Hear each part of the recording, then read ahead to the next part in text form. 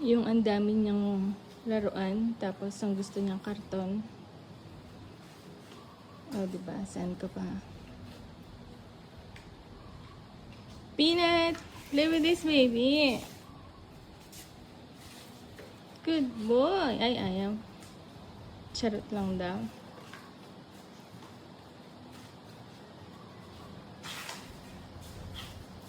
Peanut naman. Peanut, here. Here, Peanut.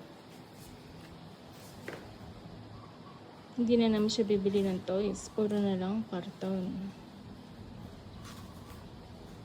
Wala na yung mga plants namin. Binunot na.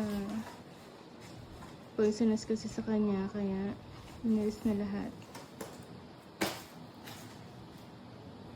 Are you enjoying, Peanut?